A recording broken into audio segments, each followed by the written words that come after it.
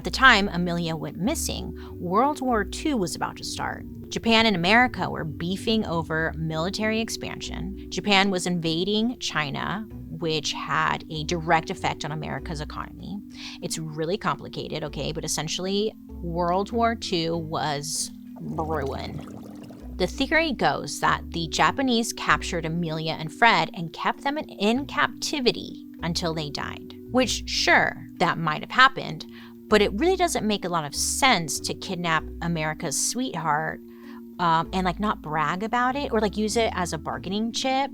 Or maybe they did and it backfired. I mean, I don't know. You just think that they would use them as a pawn. You would think, I'm just a girl on the internet. I don't know. For a long time, this was the big conspiracy theory. I mean, authorities hadn't been able to search those Japanese islands because Americans were banned, and again, tensions were very high. A year before Amelia and her plane disappeared, the U.S. Navy had proposed to Japan that we should be allowed to visit the islands if, in exchange, Japan would be allowed to inspect U.S. islands off the Alaskan coast. So Japan thinks about it, and they're like, no offense, but Alaska? That's what you're gonna give us, Alaska? No, it's okay. We're good, thank you. Here's the other side of it. Take Amelia and Fred out of the equation. The truth is, the Japanese Navy could totally have benefited from getting their hands on the Electra, the airplane.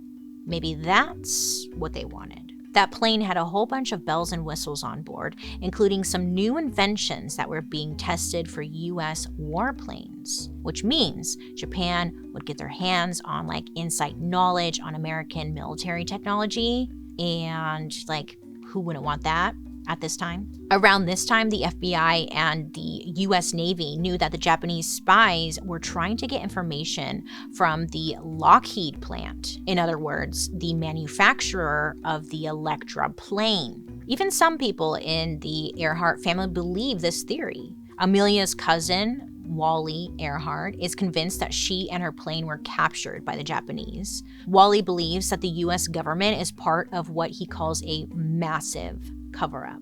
He thinks it's pretty simple. Amelia and Fred died in Japanese captivity on an island called Saipan, located in the northern Marianas. Another version of the Japanese theory is that the Electra did crash in the Pacific, but that Amelia and Fred survived the crash. Then the pair were rescued by a Japanese fishing boat, which hauled in the wreckage of the plane with a big net. Either way, both versions of the Japanese theory agree that Amelia and Fred ended up on Saipan, where the rest of the plane was cut up for scrap. Amelia eventually died of dysentery, aka a parasite. Some even say that Fred was beheaded. And again, this is all just a theory. We don't know. According to Wally, there are two reasons that the government has covered this up. First, they're embarrassed. Okay, they were just embarrassed. They were bad at their job, and despite spending so much money and time and resources on the search, they never found anything. And that must be embarrassing. So, to him, it's possible that they're covering it up so they don't look stupid. The second reason, according to Wally, is that Amelia's flying around the world story was just a cover-up.